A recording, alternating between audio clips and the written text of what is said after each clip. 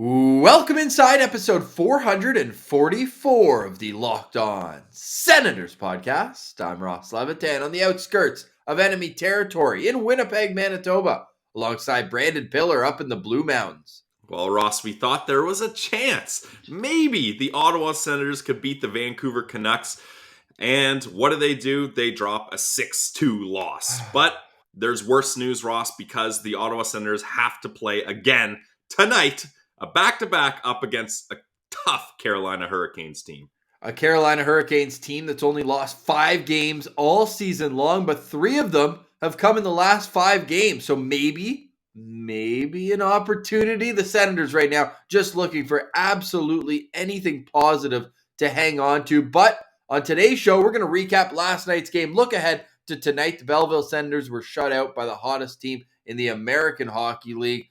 Lots to get into. Can't promise it's going to be all positive, but we will try to find some sort of silver lining. Today's episode also brought to you by StatHero. StatHero is a first-of-its-kind daily fantasy sports platform where it's you versus the house in a head-to-head fantasy matchup. Winner take all. Sign up for free right now at stathero.com/hockey and use promo code HOCKEY for a 100% deposit match. It's StatHero, and this is the Locked On Senators podcast, your team every day. You're Locked On Senators, your daily podcast on the Ottawa Senators. Part of the Locked On Podcast Network, your team every day.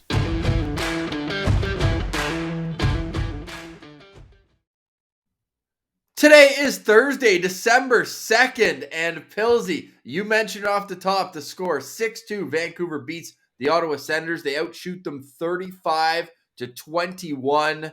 Where did this one go wrong? How much time do we have here, Ross, today? Because there's a lot of places this went wrong. But if you guys had a chance, we did our first ever postcast after this game. So it's about 10 to 12 minutes of our reaction after the game, the post game.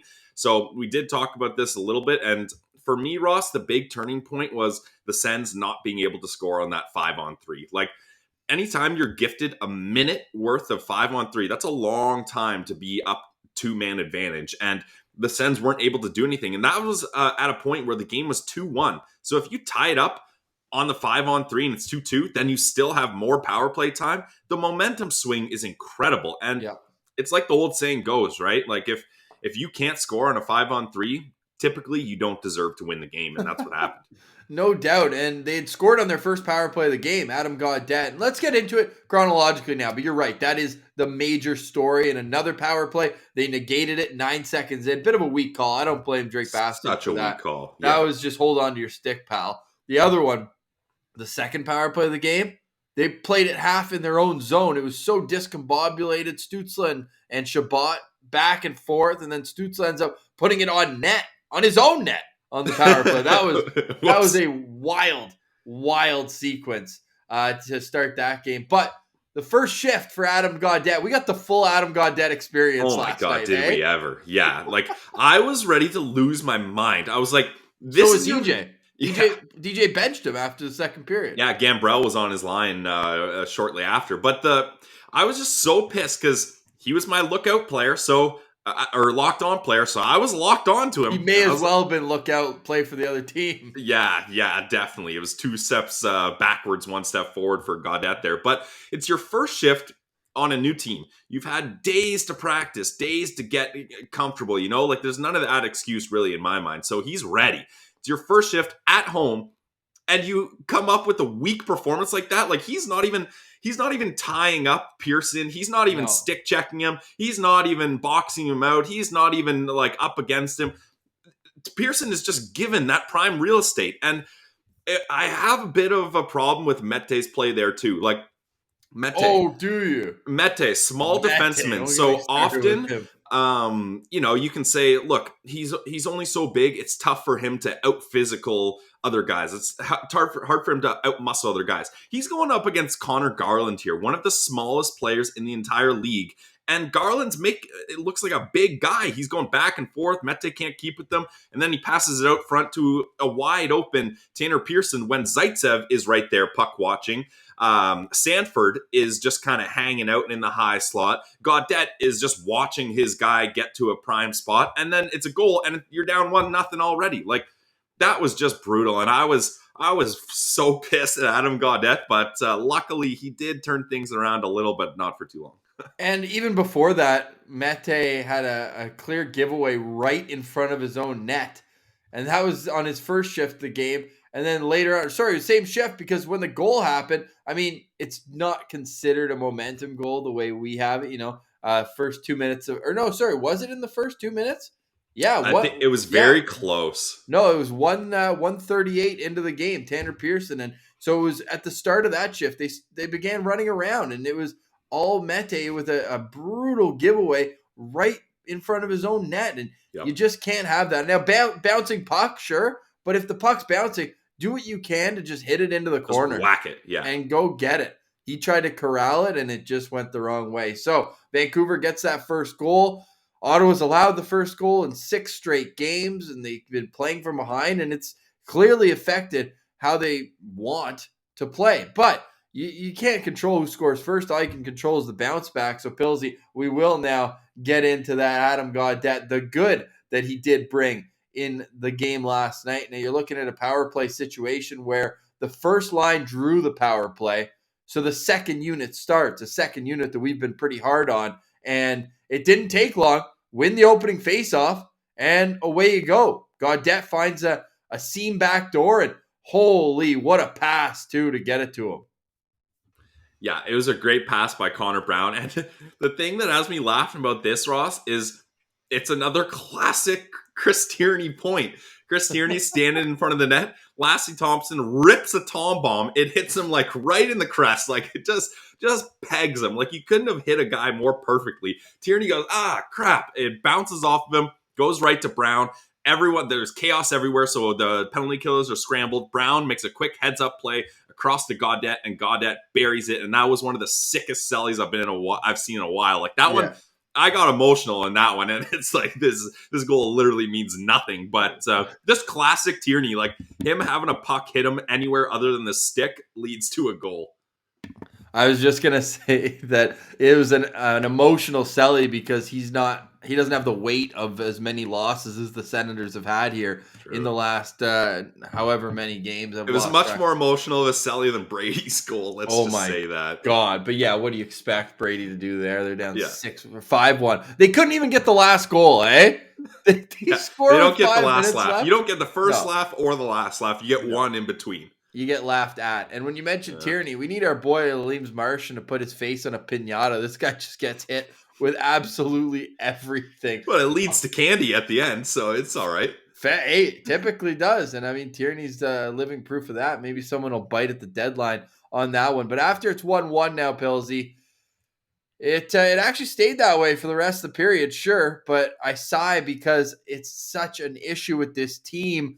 They cannot start periods. Like, they can't get through the first 5 minutes of a period without allowing a goal. And Tyler Mott, yes, noted superstar Tyler Mott gets Vancouver on the board. 2:38 in to the second period. Walk us through that one. Well, this one I've watched a couple times, and ultimately it is kind of Gaudette's fault here. But also, I don't really love the play that Gambrell forces him to use that puck. Like, if I'm Gambrell, I would have skated up with the puck a little bit more and try to clear it out of the zone instead of hit a guy who's on the wall and facing the wrong way. Like, Gaudette has to go backwards at that point, right? And then there's two guys on him. It did get tipped, too. So I'm not saying that's the thing. Like, you're not putting Gaudette in a position to succeed there. So, like, I have a bit of sympathy there, but for him to just try to corral that puck and lose it like that, heading towards their own net, and then it's a quick bang play, and like you said, noted superstar Mott gets a goal here. Like, that's tough. That's tough. Shabbat's almost at the blue line as well. He thinks that puck's going to get cleared, right? Yeah. And I don't know what trust he should have in his teammates to get the puck out. I mean, you probably don't want him there, but like, when you see on the replay where Gaudette is, he's in a situation where there's 3 Canucks kind of converging on him. That's and he's what on I his mean. Like, backhand. it's not fair for him to have to make a play there. So I don't fully blame it on him, but it's a tough look. But Chabot is like barely in the frame when the puck's given away. So he kind of allows it to be a 2-on-0 situation in tight, right? But I mean, it shouldn't be a 2-on-0 when you have possession of the puck and you're forcing that 2-on-0 to happen. Like, there's other options than forcing that to happen. And that's just the issue here. And I find this is the thing with the Ottawa Senators is they're able to kind of hang around and stay in games, but it seems like every time they make a mistake, they make critical mistakes and the other team is capitalizing on them. Like, I feel like teams aren't trying to beat the Ottawa Senators. They're waiting for the Sens to beat themselves. You know what I mean? Like, just playing patient. Yeah, we'll just wait. They'll screw up eventually. And they won't screw up just once. They'll probably screw up 3, 4, 5, 6 times maybe even. Like, it's wild. Yeah. Well, they had that power play you mentioned in the second period, the 5-on-3 for a full minute, and that was their best opportunity to tie the game when it was 2-1. Yep. Josh Norris had an unbelievable one-timer, but he couldn't convert on that one. Yeah, and I was a little upset about Chabot here. Again, it's not fully his fault. He didn't realize Stützle was behind him, but I know. Stützle was set up for a perfect one-timer. He had it locked and loaded, ready to go, and Chabot doesn't realize he's behind him and thinks the pass is for him, and he kind of bobbles it, and then it leaves the zone, of course. So that was tough to watch because, man, I've been giving Timmy like some leash here, but 1 goal all year long. I know.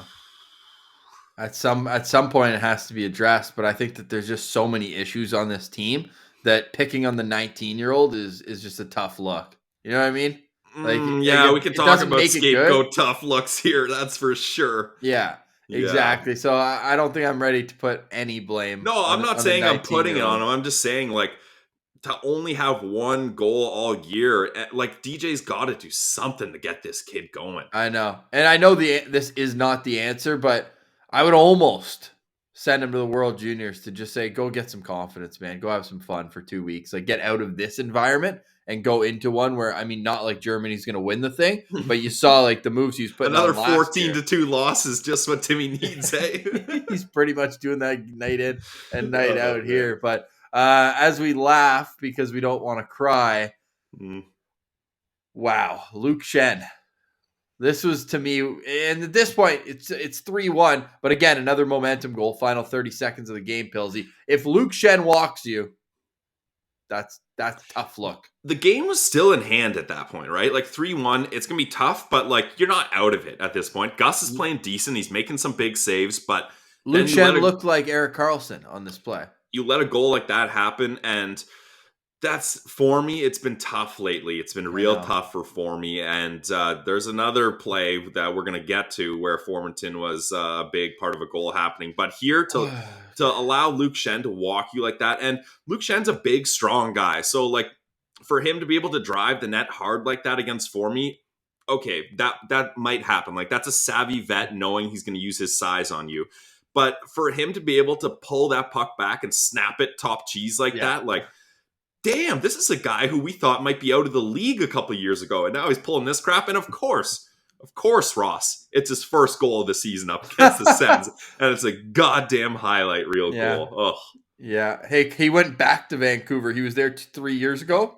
Just took a little break, won 2 Stanley Cups with Tampa Bay, and then came back. Yeah, he's a Kelowna boy, so playing in Vancouver, that's pretty nice. Not too far away there. Yeah, he's been all over the place. Toronto, Philly, Los Angeles, Arizona, Anaheim, Vancouver, Tampa, now back to Vancouver. That's quite the road well traveled for Luke Schenn, but he traveled the highway right past Alex Formenton. Not many people are speeding past him, but that was a pretty tough look at the end of the period for a that was like team. Ross. That was like a dump truck driving up alongside like a Ferrari, and it's just like I'm not gonna go faster than you. You're just gonna get pushed and shoved out of the way here, and that's what happened. But especially like he's a right shot on the left side, so he literally had to take Formenton through on his backhand. It's just.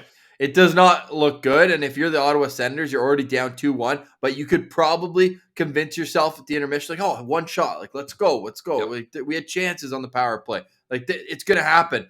then that's just one of those deflating goals where how do you go into the locker room afterwards and have any sort of confidence that this game is going to come back in the third period? We'll touch on a couple of the big stories in the third period, not the least of which is their season-long inability to win third period matchup, like even just win the period, let alone the game. But Pillsy, before we get to that, we've got another new sponsor alert, and you listening can advertise with Locked On Senators. Just hit us up on Twitter at Sens Central, and we'd love to work with you and your business. You know how we go to battle for the players who have been on this show. We'll do the same for your small and or local business. Pillsy, why don't you hit us with a read from our friends at StatHero? So guys, as everyone knows, the parlays and the sports gambling hasn't exactly been my forte. I have one win all year long. You're the Ottawa Senators of gambling. I am the Ottawa Senators of gambling. Yes, I mean, it's suiting, right? But you might not believe me, I am quite a good fantasy sports player. And Ross, I would love to see if you want to chirp me right now, because in 2 of our fantasy hockey leagues, I'm up against you in our matchups, and I'm winning both of those matchups pretty sizably here. So there's some credibility that I can give you. And there's different ways than just playing season-long fantasy. There's so many fun ways. And no one does daily fantasy sports. So this is a daily fantasy sports, guys. No one plays daily fantasy to lose, right? You want to win. And believe me, losing gets old real quick. Winning feels so much better. But traditional fantasy sports are a long-term losing proposition because you never know who or what you're up against. StatHero is the first of its kind in daily fantasy sports, where it's you versus the house in a head-to-head fantasy matchup. Winner take all. I love this concept, Ross. This totally flips daily fantasy sports on its head. The crazy part is, StatHero shows you their lineup before you play, and you handpick the team you want to face up against them. Like, if you guys have played daily fantasy sports, usually it's you and 10,000 other people, and you have no idea what their lineups are. You're just hoping yours is going to end up being the best one. Not here. This never-seen innovation of fantasy sports and sports betting hybrid has StatHero players clocking odds that are over 4 times better. Why? Because you know you don't have to compete against thousands of experts or unknowns. StatHero puts you in control of your fate. You're in the driver's seat. So you're in control of the stakes too. You get to decide how much you're going to wager up against StatHero. And StatHero has no choice but to match it because they're daring you to try to beat them. So StatHero, head-to-head daily fantasy sports one-on-one. Guys, there's a lineup that I'm going up against tonight, and that lineup is the Real Uncle Paul Centers Only contest. And Ross, we've got a graphic here. Here's who I'm going up against. Uncle Paul's Center Challenge has Kuznetsov, Lindholm, and Sebastian Aho. So this is the matchup I'm up against. I'm going to try to beat them with my lineup. Let's see if I can do that. Let's see if you can do that as well, guys. Sign up for free right now at stathero.com/hockey and use our promo code hockey for a 100% deposit match. That's huge. So put in $100, bingo, bango, bongo, you get another $100. That's stathero.com/hockey. Use promo code hockey for a 100% match. No, that is not a typo. I'm reading that correctly, guys. stathero.com/hockey, promo code hockey. Terms and conditions apply. All right, Pillsy. So the Ottawa Senators were down 3-1 going into the third period against the Vancouver Canucks. And in that third period, the wheels fell off. Shocker. Again, a goal against in the first 5 minutes of this game. Always great when the opposing goalie gets on the scoreboard with an assist. Hey? I didn't even realize that before. Oh boy, that's tough. Yeah, Demko getting the assist there on Horvat's goal. And the Horvat goal is tough because that's literally just a guy being like, I see the slightest lane here, and I'm going to snipe this one. And no one's going to have a chance. There's a lot of traffic in front, and he just puts it on net, and he gets rewarded. So that's one where you'd like to see the Sens get one. Like Tim Stützle, just like, hey, I don't have a lot of options here. I'm going to get the puck on net, and hopefully it goes in. That doesn't seem to happen for this team.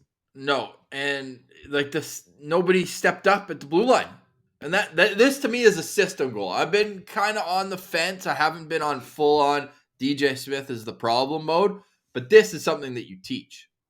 Yeah, Shabbat, he's playing a little passive there. All That's a three of note them. that I And had there. Nick Yeah. Holden, I think, as well. Like, I'm watching the play right now develop, and Quinn Hughes comes off, la-di-da-di-da, going for a skate in the park. And then as he cuts across into the zone, he then starts going east-west and looks for an outlet.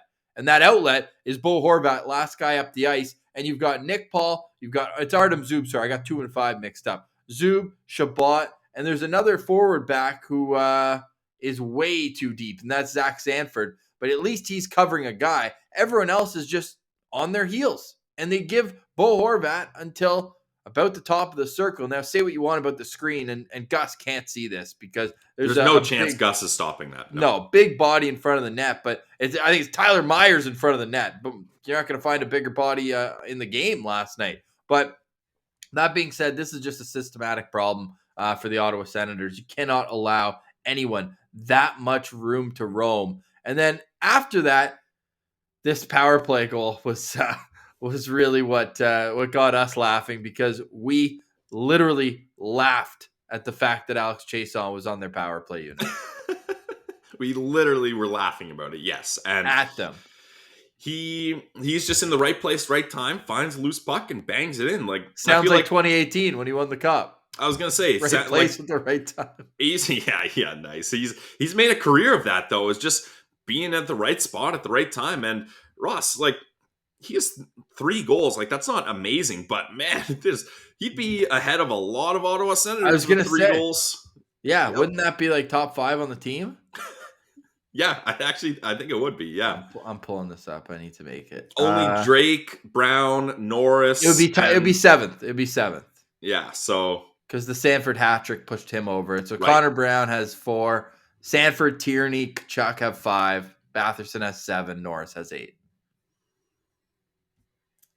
Yeah. That's where we're at. That's where we're at right now. And if you didn't think it could get worse, well, it could. It can always get worse. Because JT Miller turned into Connor McDavid on the 6th goal. But I guess, like, we'll spend as much time on this Brady Kachuk goal as I think Brady would want us to, which isn't much. Puck found him. Kind of like Chiasson, right? Right place, right time, back door. Puck squeaks to him, and he puts it in the back of the net. What I will give them is it was a great breakout. Sure. The Canucks...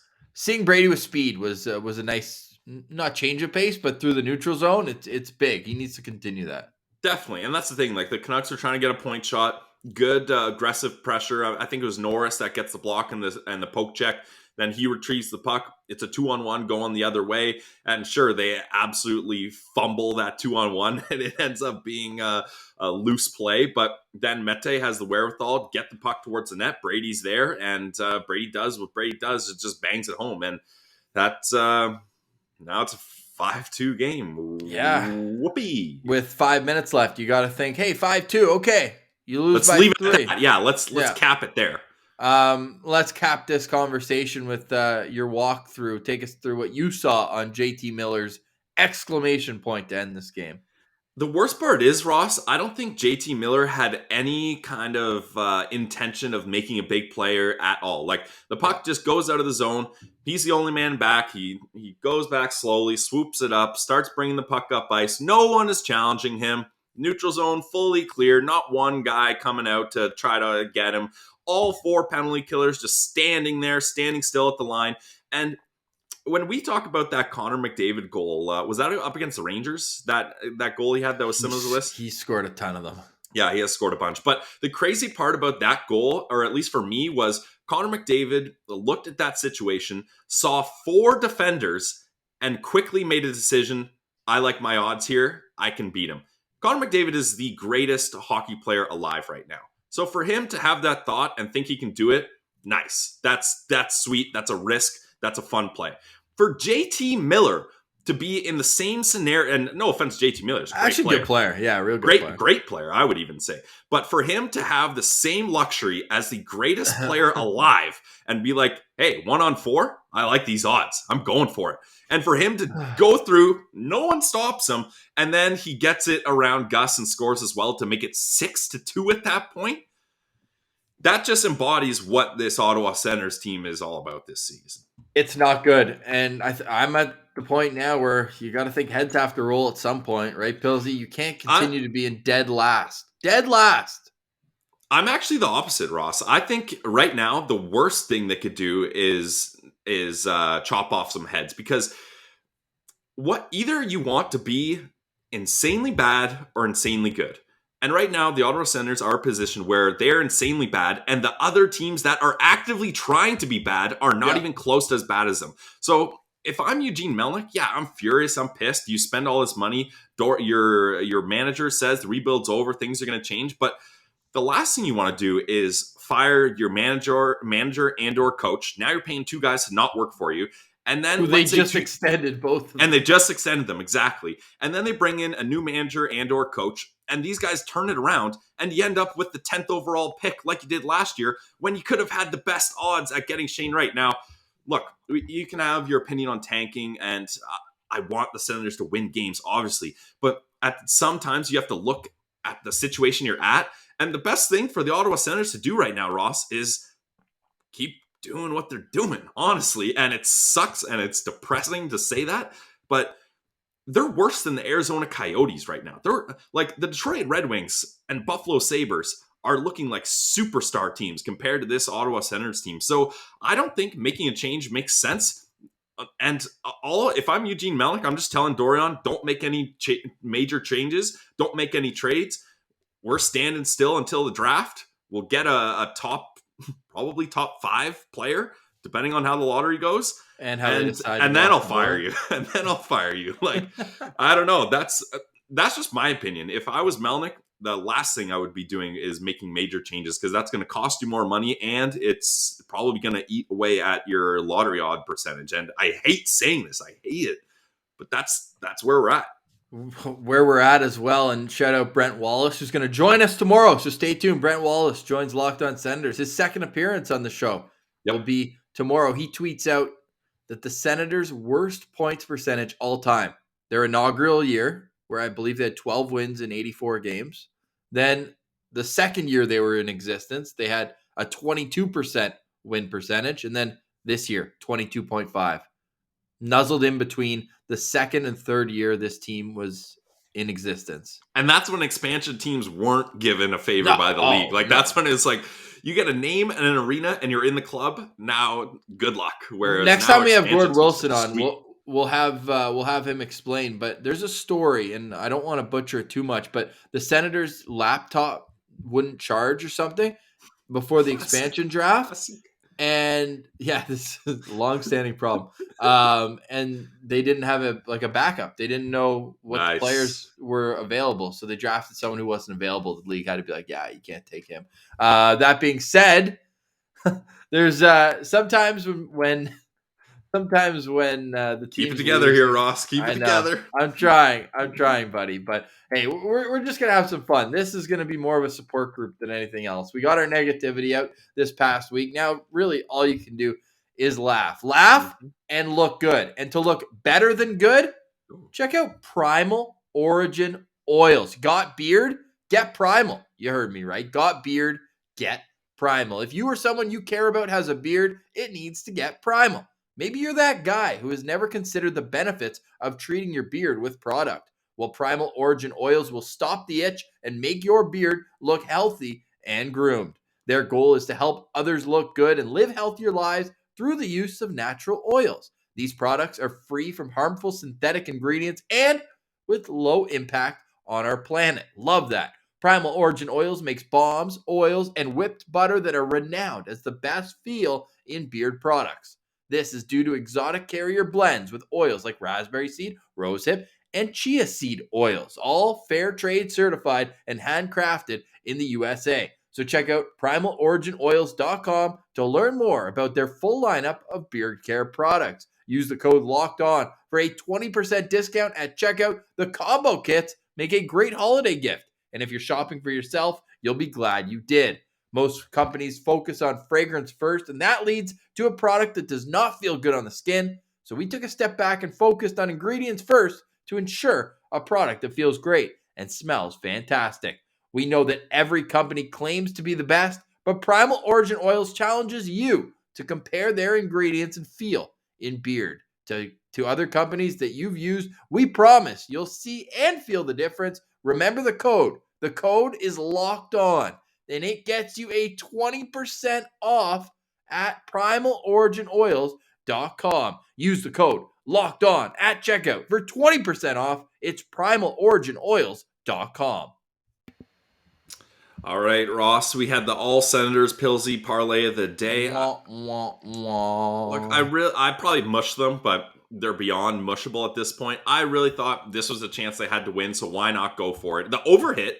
I was actually on a hiatus as well over the last couple of weeks, just recharging. You know, sometimes you need that when you're in the gambling world. But I went in on the Sens last night as well. I hit on Pilsy's parlay. They didn't hit on it, but I attempted to. I put some shekels in on it, and I had Sens money line. I had Josh Norris to score, and it was a complete over instead. But shout out BetOnline for making it available to use all these different props. And I had I had the Vancouver over on their goals, though. So at least I got a little taste of that. And that's why BetOnline is great, because you can bet on absolutely anything. And whether it's Pilsy's parlay or people are fading you, the fact they can get a 50% welcome bonus because they listen to the show, how awesome is that? Yeah, I mean, you're getting money put into your account courtesy of betonline.ag. So go today, make your account at betonline.ag, use promo code locked on to get your 50% welcome bonus. You put $100 in, you're going to get $50 of free play money. And yeah, I think it's still fade season on Pilsy's parlay of the day, Ross, if I'm being honest. But we're going to stay in the action here, and I'm switching up my formula a little bit. So here we go. Carolina Hurricanes puck line, Ross, because... And it's a minus? It's a minus 125. So those odds aren't great, but I have a feeling they're going to hit. Then Washington Capitals up against the Chicago Blackhawks. I'm not getting too greedy here, just going money line here. So Carolina Hurricanes puck line, Washington Capitals money line. Put $10 in, you're going to win $17.23. It's Pilsy's parlay of the day. It's betonline.ag, your online sportsbook experts. Reminder that you can advertise with the Locked On Senators podcast. Just hit us up on Twitter at SensCentral, and we'll get you all checked out, because you know we've got your team every day. We're growing, and of course, we'll give you a social media boost as well. Okay, Pilsy. It's a Senators game day. Woohoo! Deep breath. Senators are in Carolina, where their record since 2008 is 3-16. Yes, that's 3 wins, 16 losses, no overtime losses. All 16 losses have been in regulation. It's a house of horrors for this team. What are you hoping to see in terms of getting? I know you're betting on the puck line. I was going to say, I'm hoping to see a Carolina 2-goal win. What is your key to victory if you're DJ Smith and the Ottawa Senators? I mean, do better? what's a realistic one? That's what I'm trying to think of. I got whole lot of lists that they need to do here. I mean, you know what? Let's stick to the third period. I don't care what the end result score is, win that third period. Yeah. Let's focus on that, because make it through the first 40 and then have enough gas and passion left in the tank to win that third period. That's going to be my goal here, because the Carolina Hurricanes are probably going to win this game. That's a team that's clicking on so many accounts. Their offense is going. Their goaltending has been great. Freddie Anderson is so glad to get out of enemy territory and not have everybody hounding him. He's playing a much better game. So, I mean, we probably are going to see the backup here. And the backup's Antti Ranta, who also is having a nice year in the few games he's played. So it's going to be tough sledding for the Sens here. But yeah, my not key to the game. What I want to see is them win the third period, regardless of what the end score is.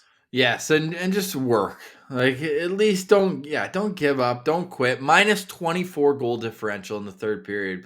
That's got to stop right now. And you're going up against a team with so much firepower, but it's also a team that, despite their unbelievable record and not taking away anything from that, they have struggled to get wins a little bit in the last few games. They've lost 2 in a row to Washington and Dallas. And one of them was Dallas. Yeah. The Dallas Stars. And then they lost the Seattle Kraken a few games ago. They lost in overtime to the San Jose Sharks. Those were both by 2-1 scores. In between those 4 losses, they beat Philly 6-3. But 1 3-1 in their last 5 games. And Philly's down in the dumps. Like, that's not a huge team. Nice one, 3-1. Love it. Sorry, just out of nowhere. That being said, though, yeah, you still have to watch out for all of the Carolina Hurricanes pulling up their bare bones roster here. And there's a ton of talent. Like Seth Jarvis, we profiled him a bunch in the 2020 draft. He's he's hit the ground running. He's one of those smaller in stature players, but he's got 4 goals and 7 points in 14 games. It sucks looking around the league and seeing all these other players from those drafts, like all the guys in Detroit, Seider, Lucas Raymond, and beyond. And you're like, why isn't Timmy producing? And then you're like, oh, right, because he's playing with 2 third liners and maybe Connor Brown, elite third liner. Maybe you could say he's a second liner, but these like Seth Jarvis is playing with Vinny Trocheck and Teuvo Teravainen. Like, there's just so much more talent and depth on these teams. Like Jared Stahl? Jordan Stahl. Jordan. There's so many Stahls. There is a Jared Stahl. He's the one that didn't quite make it. Being on the third line there, and then Kotkaniemi, the $6 million man on the fourth line. Now, the Tkachuk-Kotkaniemi rivalry doesn't quite have the same oomph when he's in Carolina, hey? No, I would say it's kind of over here. Dead. And it's an easy call. That's the thing. Like, what is there even a debate anymore? Like, and we just like harping on Habs fans, so that's what kept us going. But Carolina, whatever. Just you have fun with Kotkaniemi. That's great. Yeah, well, that's how they line up. The Senators, no changes that we know of to their lineup right now. I would expect maybe a change or two. DJ Smith actually talking to the media right now. There will be no morning skate, however, for the Ottawa Senators. 7 o'clock Eastern is the puck drop tonight in Carolina. Who's your locked-on player for the Ottawa Senators? Just give me Tim Stützle. Like, you know, I didn't even see. He had a couple chances, but nothing early crazy. In the game. He faded throughout, but I thought he looked good in the first period. His feet were really moving. I'm glad he's up the middle at least. That's good. But I want to see Timmy starting to be a little selfish here. I think maybe what happens, and I find especially with young players, Ross, on losing teams, is they feel like they need to, you know, help the veterans. You know, like if Timmy's on a 2-on-1, probably the last thing he's thinking is shoot. He's like, I need to get this puck to the veteran and he'll do the work here. But I want Timmy to start thinking selfishly. If you got a lane, he's such a good shot. Use that shot and get it on net. Like, don't try to kind of overcompensate and appease to veterans just because you're in a slump here. Get yourself out of that slump. Get a shovel, start digging upwards, and dig yourself out of this hole. I'm going to go right back to where I went last game. This might be my first back-to-back one, but I actually really liked Drake Batherson's game last night. I thought he was creating a lot and didn't get rewarded on the score sheet at all, but I think that another solid game from Drake Batherson could really get this team out of the funk because he got them going against Pittsburgh in their last win, and he's the kind of guy where when he's clicking, everything else seems to fall in place behind him. Maybe for a few shifts or a period, you take him off that line with Norris and Tkachuk and put him back with Stützle because we haven't seen a shift where Drake's at right wing and Timmy's in the middle. I think that you could work some nice give and go plays there. I'd like that. Especially where you don't have Chris Tierney in the middle of the ice. Like maybe pick your guy. Like I would have Tyler Ennis there, but again, he can't even seem to find a way into the lineup. But really, there's a lot of options. Not all great, but if you have Timmy at center and Drake at right wing, I think that would be a great place to start. And then at least you have 2/3 of 2 good lines. And then you can kind of plug and play who's going to play with Norris and Tkachuk, who's going to play with Timmy and Drake. But beyond that, my lookout player is going to be Maxime Lajoie, who's in the lineup for the Carolina Hurricanes. A revenge game of sorts, and we just hope and pray that he coughs up a muffin for a Senators goal so we can use everybody's favorite gif of Brady Tkachuk when he heard that Lajoie's first call to his girlfriend after making the NHL drafted, instead of his parents. So that was always a hilarious clip. I think Brent Wallace was conducting that interview, so we'll have to ask him about that. Yeah, true. So stay tuned for that on tomorrow's Locked On Senators. Who's your lookout player? And then we'll ride off into the sunset here as we hope for another Senators competitive game. When it's hero, you decided to end that. I'm taking the low-hanging fruit here, Ross. It's going to be Sebastian Aho. This guy's got 10 goals, 10 assists. Wow. He's clicking on the power play. Half of his goals are on the power play. He's got a 15.6 shooting percentage. And if you remember from our StatHero ad, he is one of the centers that I will be matching up against. It was him, Kuznetsov, and Elias Lindholm for the Flames. So I'm going to be looking out for him, hoping that he doesn't have any success so I can win my StatHero fantasy matchup.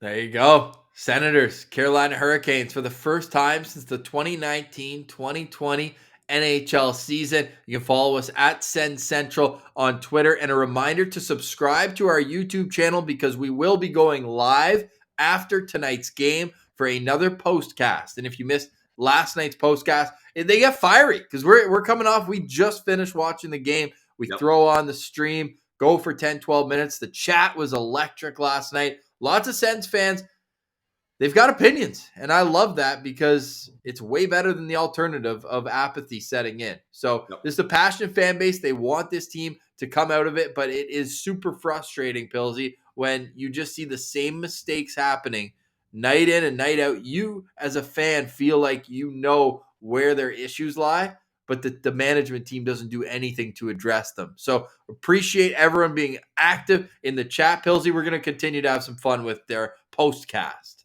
Yeah, that was a lot of fun, and we're going to do our best to keep it under 12 minutes. That's your guarantee?